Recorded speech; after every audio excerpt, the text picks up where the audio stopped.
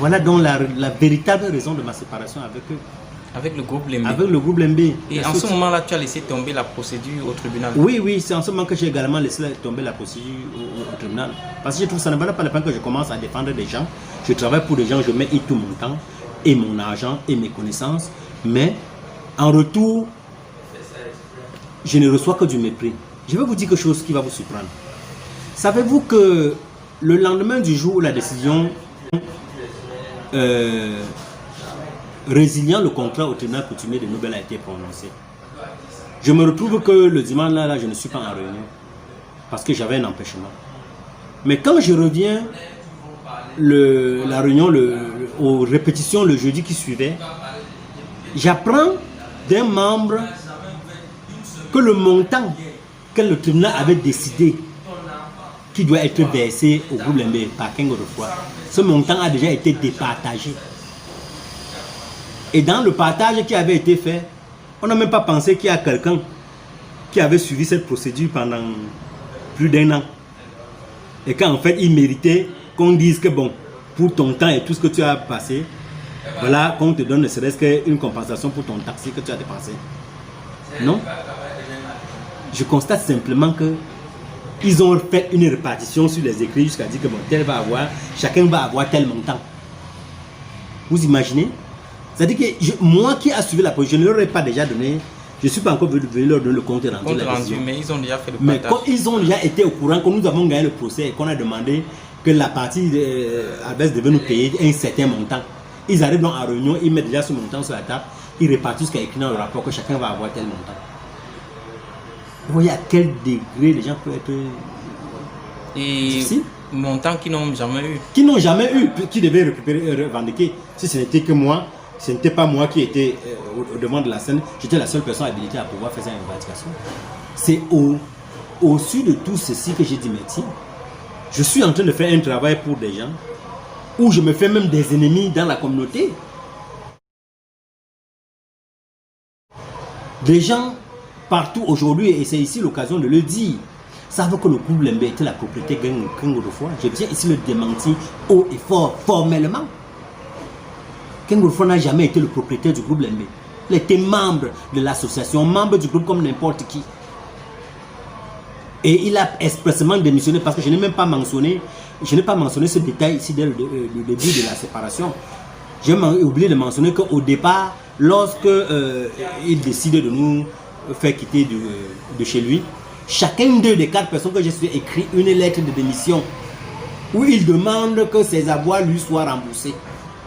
Et nous avons traité ces lettres de démission cas par cas. Et ces avoirs ont été remboursés parce que lui qui était trésorier à l'époque, il était question qu'on calcule ce qu'il avait dans ses poches, comme l'argent de l'association, et qu'on défalque ses droits avec ceux de ces personnes-là et qu'il nous remet le reste. Ce qui a été fait. C'est un détail important que je n'ai pas éludé bien auparavant. Donc vous imaginez que des gens qui hier étaient avec vous décident que nous ne sommes plus avec vous. Nos droits, vous devez nous rembourser. Nous, on démissionne. Ils prennent bien le papier, ils écrivent chacun une lettre de démission. Et ils disent que vous remettez, et on les rembourse chacun leurs droits. Mais ils se retrouvent maintenant avec ce qui appartient au groupe. C'est-à-dire que quand tu as déjà démissionné l'association, ça veut dire que tu n'es plus chef d'orchestre, tu n'es plus manager, tu n'es plus membre, tu n'es plus trésorier. Le seul lien qu'il y avait entre Kengo de Foi et le groupe et l'association maintenant, c'était ce contrat d'enregistrement. C'était le seul lien. Il fallait donc respecter les clauses du contrat. Malheureusement, les mêmes clauses du contrat n'étaient pas respectées. Et c'est pour ça que nous l'avons attaqué en justice.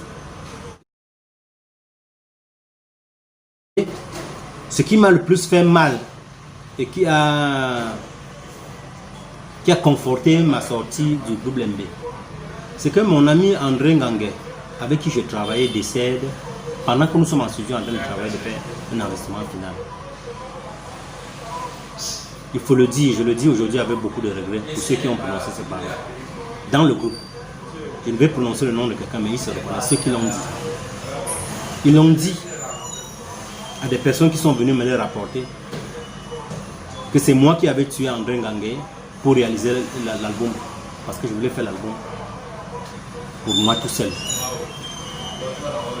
Je me suis donc posé la question. Moi j'étais musicien, pratiquant, je suis trompettiste, je suis guitariste, je suis percussionniste. Mais mon ami André Ngangue, mon frère était styliste.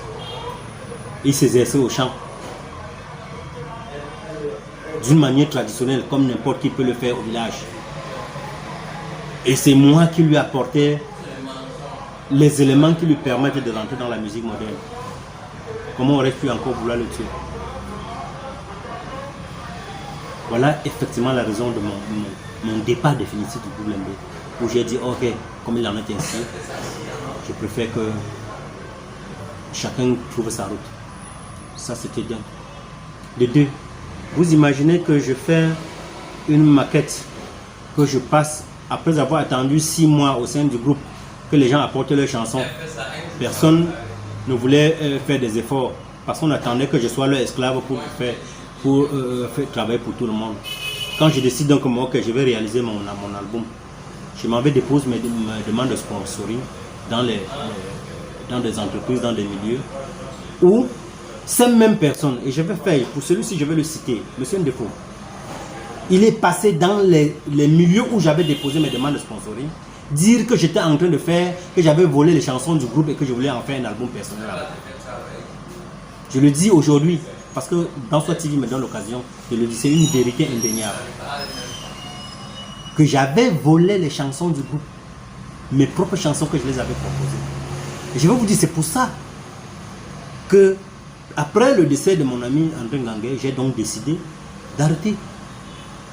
Et c'est 6 ans, ou 7 ans plus tard, que j'ai réalisé cet album. Parce que j'attendais qu'ils sortent leur album avec les chansons qui sont allées dire partout que c'était leur chanson. Mais malheureusement, quand ils ont sorti leur album, je n'ai rien vu dedans qui augurait à ce que j'avais fait. 2003, je me retrouve en train de faire mon album en 2009. Oui, je me rappelle que j'avais participé au concours de l'artiste en herbe et cette année-là, je crois que tu étais chargé de la culture. Exactement.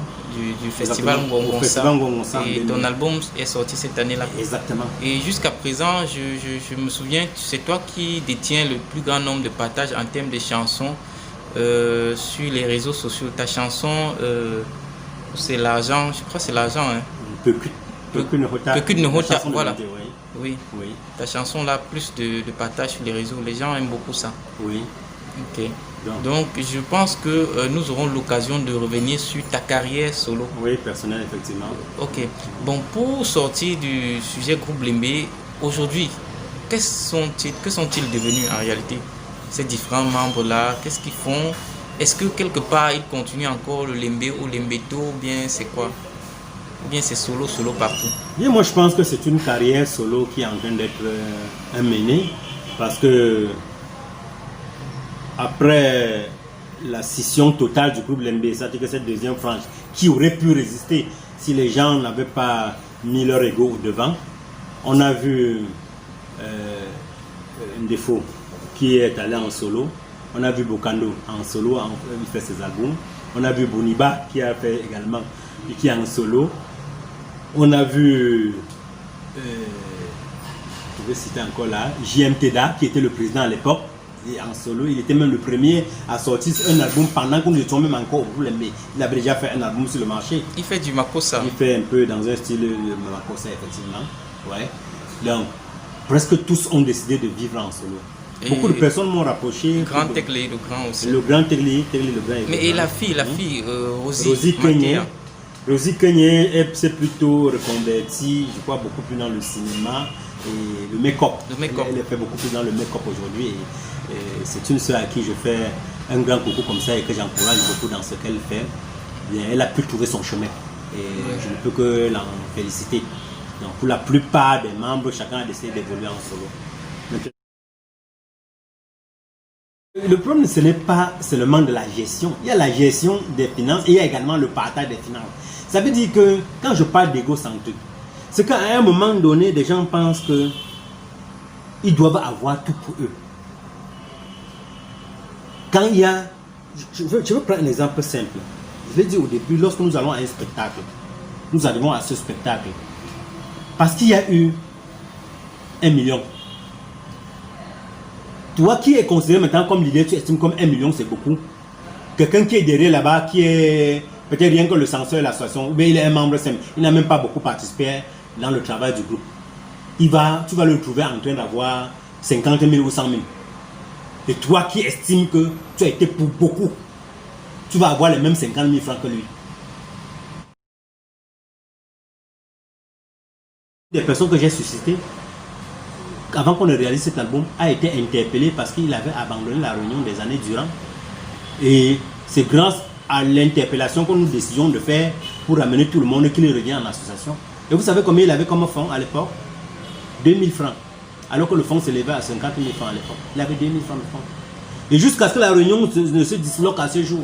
Si je vous dis qu'il avait augmenté 3000 francs sur son fonds. C'est-à-dire que jusqu'à ce que la réunion ne se disloque, ce monsieur n'avait jamais atteint ne serait-ce que la moitié du montant du fonds qui était requis pour chaque membre, qui à la fin était de 62 500 francs. Vous imaginez un peu? Mais il s'est réclamé partout être le propriétaire, il a même fait dans une chanson que, bon, il ne faut pas le citer. Agent d'entretien. Oui, ils sont devenus propriétaires illégaux. Bon, ok.